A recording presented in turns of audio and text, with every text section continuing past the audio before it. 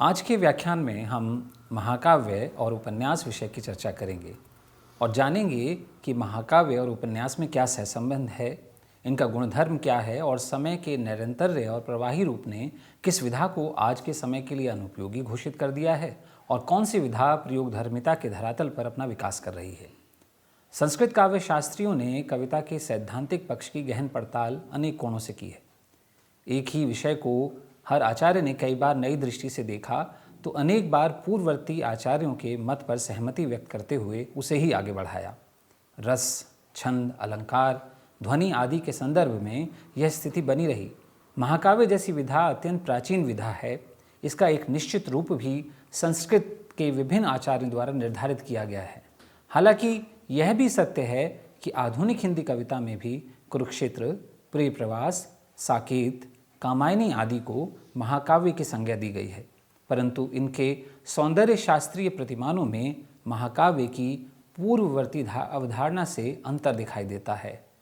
ऐसी काव्य कृति जिसमें एक निश्चित समय में जीता समाज अपने संघर्षों से एक उच्चतर मानवीय धरातल रच सके और अपने युग और आगामी युगों की प्रतिध्वनि बनने की संभावना रखता हो, वह कृति पूर्व और पश्चिम में महाकाव्य या एपिक कहलाई। रामचरितमानस, महाभारत, इलियड और ओडिसी आदि ऐसे ही महाकाव्य हैं। संस्कृत के विद्वानों और आधुनिक हिंदी के विद्वानों के महाकाव्य संबंधी मतों को देखें तो दोनों में पर्याप्त भिन्नता दिखाई देती है।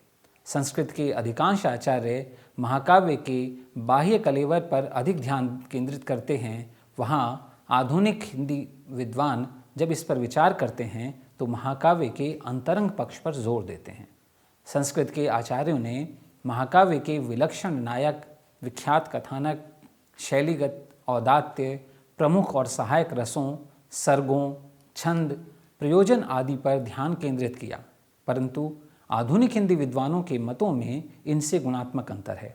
जहाँ रामचंद्र शुक्ल पद्मावत और रामचरितमानस जैसे महाकाव्यों को आधार बनाकर वस्तु व्यापार वर्णन, भाव, इतिवृत्त और शैली की बात करते हैं, वहीं कामायनी को आधार बनाकर डॉक्टर नगेंद्र लॉन्जानिस की तर्ज पर उदात्त कथानक, उदात्त चरित्र, उदात्त शैली को महाकाव्य का आधार बनाते हैं।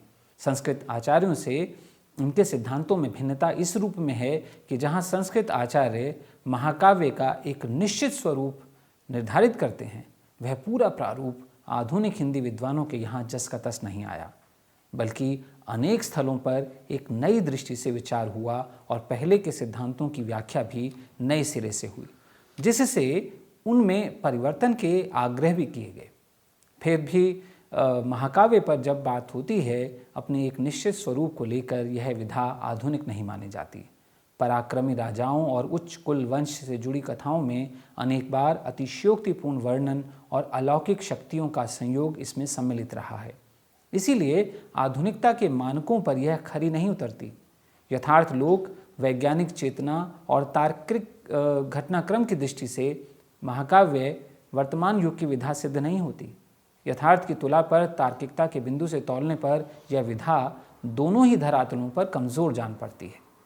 इस अंतर को अपनी किताब उपन्यास और लोक जीवन में रैल्फ फॉक्स ने इस प्रकार बताया है। उपन्यास का विषय है व्यक्ति। यह समाज के विरुद्ध, प्रकृति के विरुद्ध व्यक्ति के संघर्ष का महाकाव्य है, और यह केवल उसी समाज में विकसित हो सकता था जिसमें व्यक्ति और समाज के बीच संतुलन नष्ट हो चुका हो, या जिसमें मानव का अपने सहयोगी साथियों अथवा प्रकृति से युद्ध ठना हो।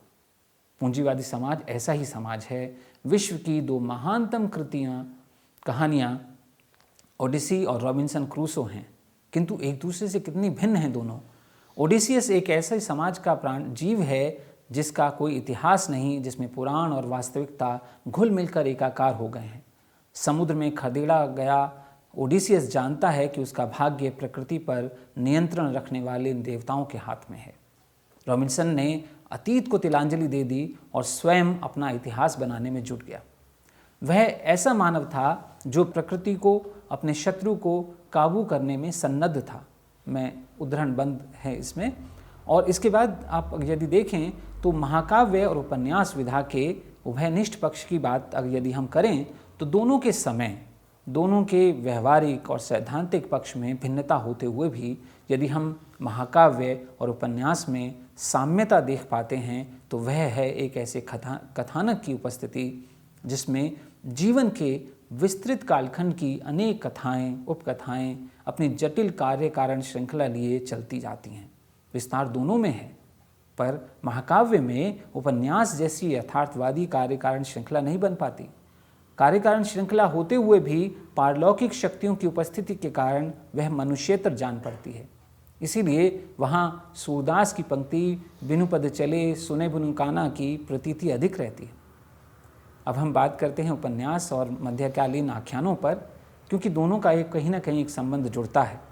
जहाँ तक आख्यान या कथा की बात है तो वह महाकाव्य हो या मध्यकालीन प्रेमाख्यान काव्य, दोनों की आधारभूमि कथा है जिस पर उसकी पूरी संरचना निर्मित होती है। उपन्यास के आगमन से पूर्व यदि एक ओर महाकाव्य की संरचना को देखें और दूसरी ओर प्रेमाख्यानकों की परंपरा को, तो इसमें कथा के विस्तार में वर्णन कुशलता, वर्णन विस्तार की शैली रहती है। दरअसल प्रेमाख्यान महाकाव्य के रूप में कथा की नई अंतर्वस्तु लेकर आए थे। प्रबंधात्मकता दोनों की संरचना की बुनियाद है, जिसमें पूर्वापर संबंध योजना शामिल रहती है। यानी कथा अनेक कड़ियों में बंध कर चलती है और सभी कड़ियाँ इस रूप में एक दूसरे के साथ संबद्ध होती हैं कि एक कड़ी के अभाव में कथा का सिरा पाठक या सहृदय से विलग जाता है और कथा सूत्र छूट जाता है। इसी प्रकार प्रबंधात्मकता के साथ दोनों ही विधाएं अपना अपना विस्तार करती हुई आगे बढ़ती हैं। इनमें कथानक रूढ़ियों की भी एक परंपरा बनी रहती है। वह यह है कि कवियों द्वारा एक सी कथा रीति को अपनाने का चलन वहाँ दिखाई देता है। उदाहरण के लिए सूफी प्रेमाख्यानकों में नायिका से साक्षात्कार मिलन से पूर्व स्वप्न में नायक को उसको दिखना, मिलना या चित्रशाला में रखे चित्र को देखना या फिर सुग्गे तोते द्वारा उसके अतुलनीय रूप का वर्णन किया जाना या विभिन्न संयोगों की योजना, ऐसे ही कथानक रूढ़ियाँ हैं जिनका अनेक सूफी प्रेमाख्यानक काव्यों जैसे चंदायन, मृगावती, पद्मावत, चित्रावली, मधुबालती आदि में प्रयोग किया गया है। कथानक रूढ़ी के विषय में आचार्य हजारीप्रसाद द्विवेदी जी ने ठीक ही लिखा है कि संभावनाओं पर बल देने के चलते इन कथानक रूढ़ियों का जन्म होता है। दूसरे रोमांच और चमत्कार योजना के कारण असंभव और अलौकिक तत्वों की योजना भी इनमें शामिल रहती है। इस रूप में प्रेमाख्यान महाकाव्य से गुणात्मक रूप से भिन्न नहीं रहे। इसीलिए जब इनकी सीमाएं सामने आईं तो वे महाकाव्य की सीमाएं भी रहीं, जिन्होंने आधुनिक युग के उपन्यासों को यथार्थ से जोड़ने का मार्ग प्रशस्त किया। इस संदर्भ में अपने लेख प्रबंध काव्य, रोमांस और उपन्यास में देवराज उपाध्याय लिखते हैं, मैं उद्धृत कर रहा हूँ उन्हें, जब रोमांस की प्रगति हुई, कथावस्तु की जटिलता बढ़ने लगी, उनके व्यापकत्व और विस्तार को संभालने के लिए बहुसंख्यक पात्रों का समावेश होने लगा, तो जिनकी सहायता लेकर कथा ललकारती हुई आगे बढ़ रही थी, उन तत्वों की शक्ति की सीमा भी दिख पड़ने लगी और ऐसा प्रतीत होने लगा कि कहीं से कुछ सहायता मिले बिना लक्ष्य की प्राप्ति में बाधा हो रही है। यह देखा गया कि कवि अपनी कविताओं में वीरों के अस्त्रों, शस्त्रों, उनकी अलंकृत साज सज्जा, रणक्षेत्र, प्रयाण, युद्ध, शमशान यात्रा इत्यादि की विस्तृत विवृत्ति के द्वारा पाठकों के इंद्रिय कल्पनात्मक भावों को अपूर्व तृप्ति प्रदान करने में समर्थ होता है। इस वर्णनात्मकता ने पहला काम यह किया कि कथा की गति को मंद कर दिया। कथा जो तीर की तरह आगे बढ़ती थी, उसमें ठहराव आ गया। इसलिए आप देखेंगे कि रोमांस के पात्र तथा उनकी कथा के विषय बहुत सीमित हैं। नायक व्यक्ति नहीं, पर एक उच्च कुल समुद्भूत नायक है। उसका व्यवहार, सदाचार, आचरण इत्यादि एक ढांचे में ढला हुआ है। यदि राजा है, धर्मात्मा है, अपने भड़कीले वस्त्रों से सुसज्जित नाइट है, यदि नायिका हुई तो सुंदरता की देवी होगी, अर्थात पात्र टाइप होंगे और व्यक्ति नहीं। इस प्रकार देवराज उपाध्याय मानते हैं कि जो उपन्यास है और रोमांस है उसमें कुछ समानताएं और भिन्नताएं दिखाई देती हैं। इस प्रकार महाकाव्य रोमांस जैसी प्राचीन विधा की पूरी संरचना आधुनिक उपन्यास से पूर्णतः भिन्न दिखाई देती है। उपन्यास के केंद्र में व्यक्ति है, कोई अतिमानव नहीं। इसलिए प्रेमचंद ने जोर देकर कहा था कि उपन्यास मानव चरित्र का चित्र है। महाकाव्य और उसके अनुषंग प्रेमाख्यान की कथा में असंभव की योजना करके पाठक को चमत्कृत किया जाता है। वह उपन्यास की संरचना से एकदम पृथक है। इसे देवराज उपाध्याय ने इसी रूप में स्पष्ट भी किया है। वे कहते हैं, साहित्यिक क्षेत्र में रोमांस के नाम से अभिहित की जाने वाली रचनाओं और जीवन की वास्तविकता में क्या संबंध था। कथात्मक साहित्य में वर्णित जीवन और प्रकृति के क्षेत्र में ईश्वर निर्मित जीवन में 4 प्रकार के संबंध हो सकते हैं और उनके आधार पर कथाओं का वर्गीकरण हो सकता है। पहला, असंभव, दुर्लभ, संभव और सुलभ। आधुनिक उपन्यास उत्पन्न हुआ है रोमांस से ही, पर अपनी पृथक सत्ता की घोषणा के लिए यही कहता है कि जहां रोमांसकार प्रथम 2 प्रकार के संबंधों को उपजीव्य तथा आधार के रूप में ग्रहण करते थे, वहां हमने उन्हें सर्वथा असंगत समझकर त्याग दिया। हमारा संबंध जीवन और साहित्य के तृतीय और चतुर्थ प्रकार से ही रहा है। इस प्रकार महाकाव्य में प्रयुक्त कथाएं और चरित्र दोनों ही असंभव और दुर्लभ का संसार रचते हैं। कहीं पौराणिक मिथकीय चेतना से वह आकार लेते हैं, तो कहीं असंभव कल्पना से उनका श्रोता पाठक वर्ग भी आस्था भाव से उन कथाओं को ग्रहण करता है। लेकिन आधुनिक युग में महाकाव्य की आख्यान परकता और प्रबंधात्मकता के गुणों से प्रभावित उपन्यास उससे इस रूप में भिन्न है कि अपने युग परिवेश से जूझता हुआ वह पाठक की चेतना को सुप्त नहीं करता, उसे जागृत करता है। उसका पाठक वर्ग आस्था भाव से कथा को ग्रहण नहीं करता, बल्कि विवेक और तर्क के औजारों से उसका मूल्यांकन करता है। आधुनिक युग के अनेक उपन्यासों को हम कल्पनात्मक रूप से पुनर्सृजित कथात्मक इतिहास भी कह सकते हैं, जिसमें उपन्यासकार की युगीन चेतना और दृष्टि से पाठक साक्षात्कार करता चलता है। न केवल औपनिवेशिक युग में लिखा गया कर्मभूमि, गोदान, बल्कि उत्तर औपनिवेशिक समय में लिखा गया झूठा सच, मैला आंचल, तमस, महाभोज से लेकर कितने पाकिस्तान तक के कई उपन्यास इसमें शामिल किए जा सकते हैं। प्रसिद्ध निबंधकार फ्रांसिस बेकन ने भी इसी आधार पर उपन्यास को कल्पित इतिहास की संज्ञा दी है। उपन्यासकार कथात्मक अनविति में जीवन को जस का तस वर्णित नहीं कर देता, बल्कि अपने समय के मूल प्रश्नों और उसके अंतर्विरोधों को पहचान कर उन्हें भी सामने लाता है।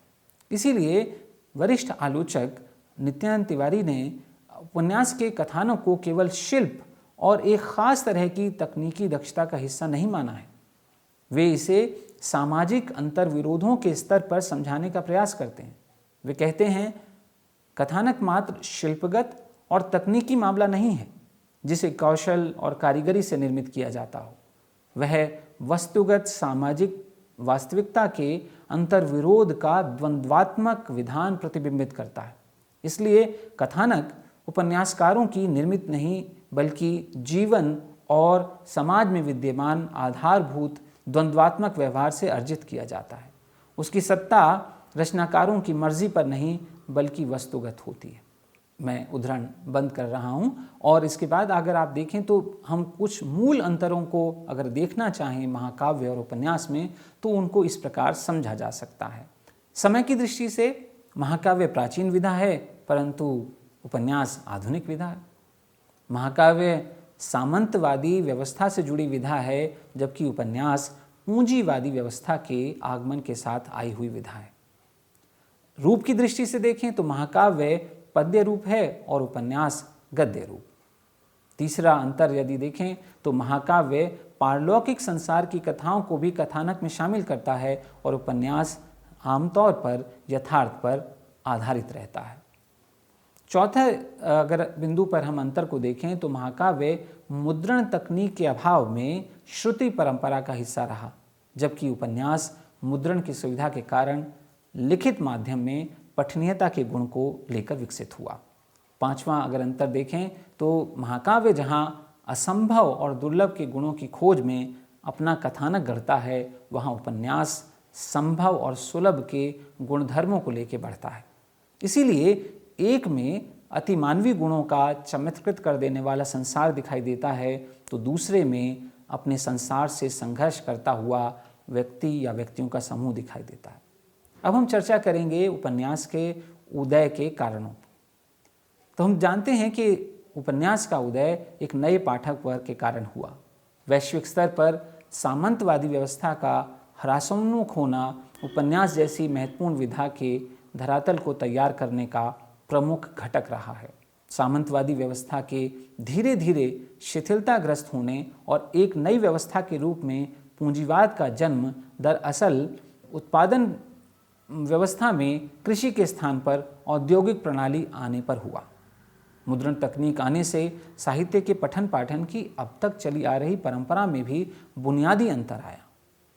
मुद्रण से पूर्व की स्थितियां जहां श्रुति परंपरा या मौखिक रूप में रहीं, वहीं लिखित माध्यम ने उसे परिवर्तित कर दिया। मुद्रण की प्रणाली की तकनीक और शिक्षित मध्य वर्ग की पठन पाठन की भूख ने उपन्यास जैसी विधा की जमीन तैयार की। इस मध्य वर्ग की अभिरुचियां भिन्न थी। मुक्तिबोध ने ठीक ही लिखा है कि अभिरुचियां वर्गीय हुआ करती हैं। यह नया मध्य वर्ग राजा रानी और उनके अलौकिक संसार की कथाओं से ऊब चला था। हिंदी के शुरुआती पाठकों ने लाला देवकीनंदन खत्री के उपन्यास चंद्रकांता संतति पढ़ने के लिए हिंदी सीखी। उस दौर के पाठकों में इनके उपन्यासों को लेकर एक विशिष्ट लगाव और प्रगाढ़ आकर्षण रहा। देवकीनंदन खत्री के चंद्रकांता संतति, भूतनाथ आदि उपन्यास जासूसी और अय्यारी की कथाओं पर आधारित रहे, जिसने पाठक के रहस्य लोक जिज्ञासाओं को उद्वेलित किया। कथा आलोचक मधुरेश इन उपन्यासों की सीमाओं को बताते हैं और वैशिष्ट्य को भी। वे कहते हैं, चंद्रकांता हिंदी के नवस्फुटित यथार्थवादी रुझान के प्रति उदासीन रहकर उपन्यास की नवीन धारा का प्रवर्तन करता है। उसका वैचारिक आधार बहुत क्षीण है। मध्यकालीन पद्य कथाओं के ढंग पर ही उसमें प्रेम संबंधों के विकास को अंकित किया गया है। चंद्रकांता और चंद्रकांता संतति का महत्व एक ओर यदि उनकी असाधारण कल्पना शक्ति में निहित है, तो दूसरी ओर रहस्य को सुरक्षित करने वाली कथा संगठन में भी। यानी उपन्यास की कथावस्तु से भिन्न गद्य रूप होते हुए भी देवकीनंदन खत्री के उपन्यास यथार्थवादी रुझान से उदासीन थे। वैचारिक धरातल से क्षीण और आधुनिकता से हीन कथाओं को ही उन्होंने आधार बनाया और अपने उपन्यास लिखे। नए रूप में पुरानी सामग्री की तरह उनके उपन्यास यहाँ पर उपस्थित होते हैं। इनका पाठक वर्ग बहुत बड़ा था और इन उपन्यासों ने एक नए रूप का आग्रही भी बना दिया। इन उपन्यासों का मूल उद्देश्य पाठकीय जिज्ञासा को बढ़ाकर उसे आनंदित करना था। इस आनंद का कोई सिरा सामाजिकता से कभी कभी जुड़ भी जाता था, कभी नहीं भी जुड़ता था। नवजागरण के समय में जिस प्रकार की आंदोलन धर्मिता और ब्रिटिश साम्राज्य का विरोध करने वाले मानसिक गठन की आवश्यकता थी, उसका भी इन उपन्यासों में सिरे से अभाव था।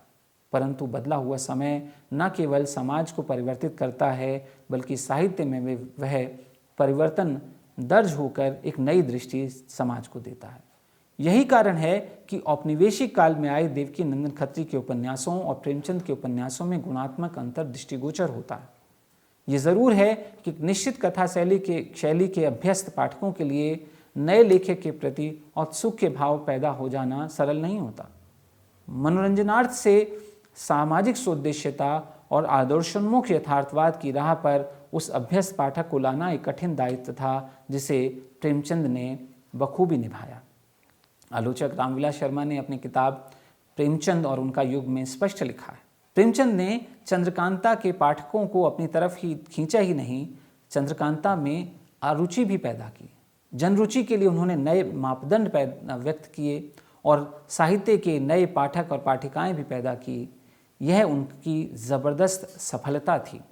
तो प्रेमचंद ने बदलते हुए समय में बदले साहित्यिक मूल्यों, जीवन दृष्टि और सौंदर्य शास्त्र के नए मानकों पर बल दिया, जिससे न केवल साहित्य की दुनिया में परिवर्तन आया, बल्कि उपन्यास की दुनिया भी बहुत कुछ बदल गई।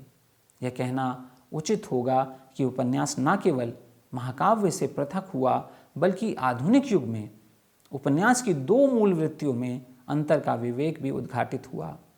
साहित्य और उसमें भी कथा की यथार्थवादी प्रगतिशील परंपरा के सूत्रधार प्रेमचंद ने साहित्य का उद्देश्य में लिखा था कि हमने जिस युग को अभी पार किया है उससे जीवन से कोई मतलब ना था।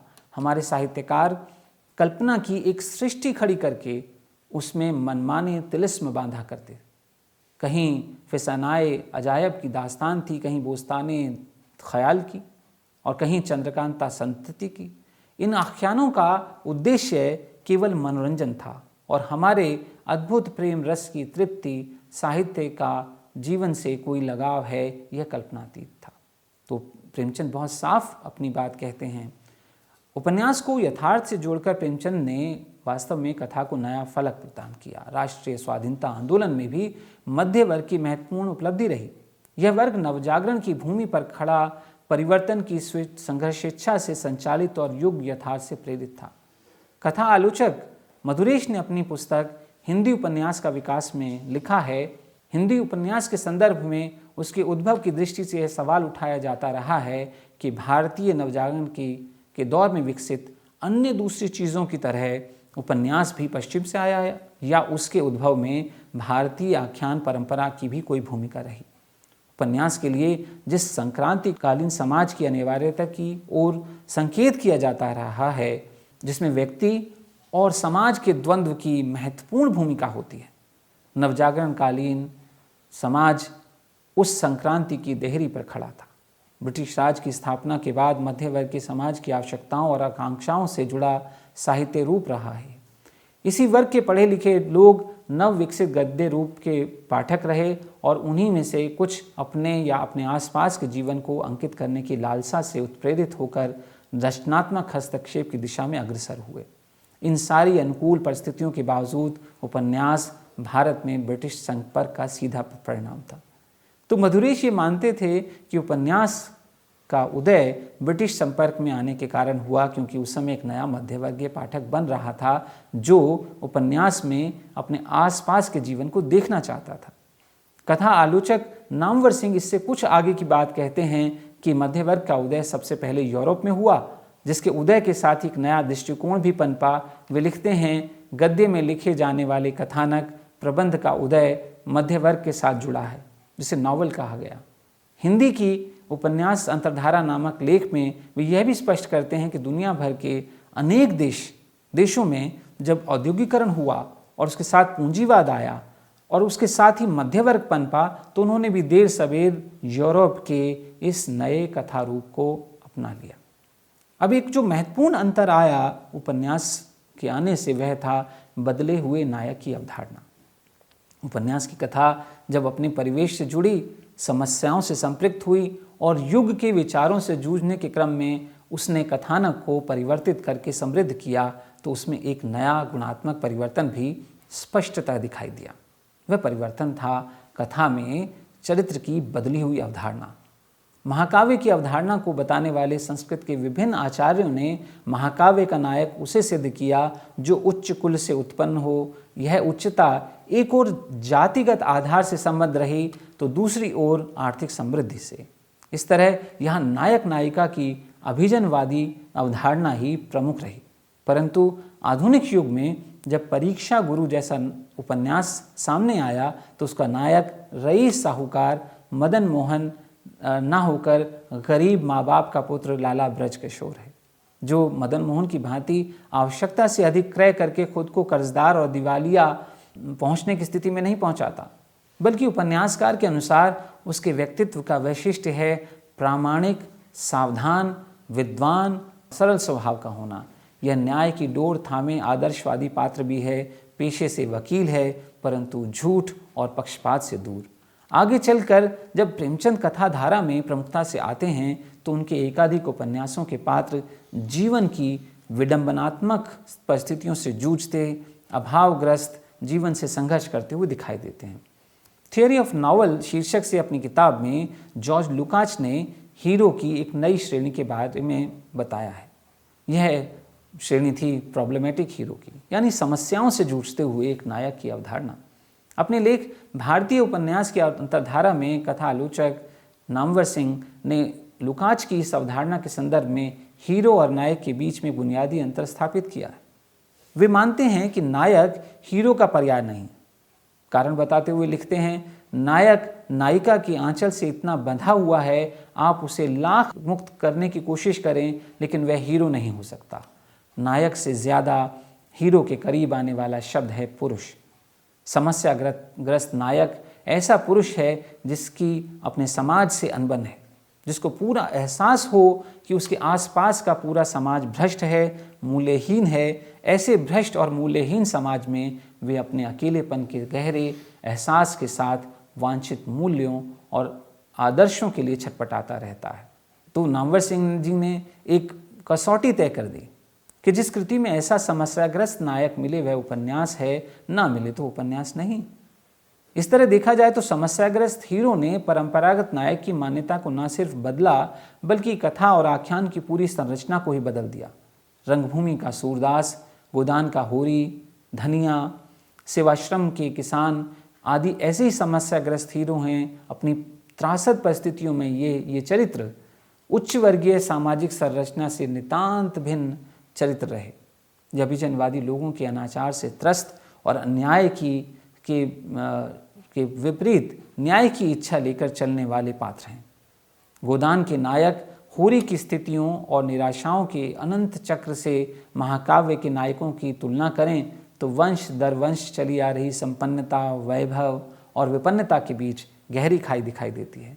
होरी की स्थिति को उपन्यासकार ने इन शब्दों में बताया है, हारे हुए महीब की भांति उसने अपने को इस 3 बीघे के किले में बंद कर दिया था और उसे प्राणों की तरह बचा रहा था। फाके सहे, बदनाम हुआ, मजूरी की, पर किले को हाथ से ना जाने दिया, मगर अब वह किला हाथ से निकला जाता था। 3 साल से लगान बाकी पड़ा हुआ था और अब पंडित नोखे राम ने उस पर बेदखली का दावा कर दिया था। कहीं से रुपए मिलने की आशा न थी। ज़मीन उसके हाथ से निकल जाएगी और उसके जीवन के बाकी दिन मजूरी कर में कटेंगे। महाकाव्य के नायक के गुणों को बताने वाले संस्कृत काव्य शास्त्रियों से भिन्न स्वर हमें यथार्थ आधारित उपन्यासों में मिलता है, जहाँ होरी जैसा विपन्न और समस्याओं से जूझता हुआ पात्र भी हीरो के रूप में उभरता है। महाकाव्य और उपन्यास में नायक की बदली हुई अवधारणा को यदि देखें तो रंगभूमि का सूरदास, गोदान का होरी, मेला आंचल का बावनदास तो नागार्जुन का बलचन्मा कभी भी महाकाव्य के नायक नहीं बन सकते थे। महाकाव्य ने कथा के सौंदर्य बोध को जिस निश्चित सरणी में ढाल दिया था, वह सरणी भी नए युग में के परिवर्तनों के साथ बदली। प्रेमचंद ने साहित्य का उद्देश्य निबंध में सौंदर्य के बदले मानकों के विषय में लिखा है कि अब सौंदर्य महलों में ही नहीं, झोंपड़ी में भी हो सकता है। राजा रानी के वैभव में पले चरित्रों के स्थान पर आम जीवन के चरित्रों को साहित्य का लक्ष्य माना जाने लगा। वीर चरित्रों की महान कथाओं पर आधारित महाकाव्य अब काल कवलित हो चले। देवत्व के स्थान पर मनुष्य की महानताओं, उसकी क्षुद्रताओं की कहानियाँ और जीवन संघर्ष भी उपन्यास का केंद्र बनने लगे। इस तरह नायक की परंपरागत अवधारणा बदल गई। इसी तरह से अगर दूसरा जो महत्वपूर्ण कारण था वह था आधुनिकता का उदय, जो उपन्यास के उदय में भी सहायक हुआ। आधुनिक समय की उपज है उपन्यास, एक ऐसे समय में जिसमें पूरी दुनिया भर में नए औजारों जैसे विज्ञान, यथार्थवाद और तार्किकता से मध्यकालीन विचारों को चुनौती दी जा रही थी। मध्यकालीन समाज की सोच के केंद्र में धर्म और ईश्वर था, जिसके आधार पर सामाजिक साहित्यिक मूल्य निर्धारित होते थे। समाज में नैतिकता का आधार भी धार्मिक था, जिसके कारण मनुष्य की निजी प्रतिभा और व्यक्तित्व की उपेक्षा की जाती थी। औद्योगिकरण के आने के साथ आए पूंजीवाद ने पुराने समाज के नियमों, प्रतिमानों और सिद्धांतों को चुनौती दी। अब नए समाज के केंद्र में विज्ञान और मनुष्य आ गए। ये बात साफ है कि नया समाज प्राचीन मध्यकालीन जीवन दृष्टि, जीवन मूल्यों और जीवन शैली पर आधारित नहीं हो सकता था। इसलिए जब समाज में नए बड़े परिवर्तन आए तो इन परिवर्तनों को वाणी देने के लिए नई भाषा अभिव्यक्तियों व नई साहित्यिक विधाओं का उदय हुआ। वास्तव में उपन्यास इसी आधुनिक समाज को विस्तार में अभिव्यक्त करने वाली विधा बना। और यदि हम अब इस पूरे चर्चा के बाद निष्कर्ष पर पहुँचें तो हम कह सकते हैं कि उपन्यास आधुनिक जीवन का महाकाव्य है। अपनी किताब उपन्यास और लोक जीवन में रैल्फ वॉक्स ने लिखा है कि उपन्यास और महाकाव्य के बीच अक्सर तुलना की जाती है। उपन्यास हमारे आधुनिक बुर्जुआ समाज का महाकाव्य है। आधुनिकता के बीज किस तरह से साहित्य की धरती को नई तरह से सींच रहे थे, रैल्फ वॉक्स का कथन उसे व्यक्त करता। यही नहीं, स्टील ने भी लिखा है कि हमारी भावशीलता केवल रोमांस द्वारा ही परितृप्त नहीं हो सकती, अब नॉवेल उसका प्रतिरूप बनेगा। बदले हुए समय ने भव्यता के एक वृहद चमत्कारी आख्यान के स्थानापन्न और बेहतर विकल्प के रूप में उपन्यास की अवधारणा को जन्म दिया, जिसमें न सिर्फ भव्यता पुनर्परिभाषित हुई बल्कि प्रश्नांकित भी हुई, जिसमें उपन्यास को विस्तृत कथानक और चरित्र के आधार पर आधुनिक युग का महाकाव्य कहा गया, तो उसकी समूची संरचना में बदलाव आ गया। कथा, समस्या, चरित्र, शैली, उद्देश्य, सभी स्तरों पर यह परिवर्तन देखा गया। वैश्विक स्तर पर आधुनिक युग के अनेक उपन्यासों को महाकाव्यात्मक उपन्यास की संज्ञा दी जाती रही है।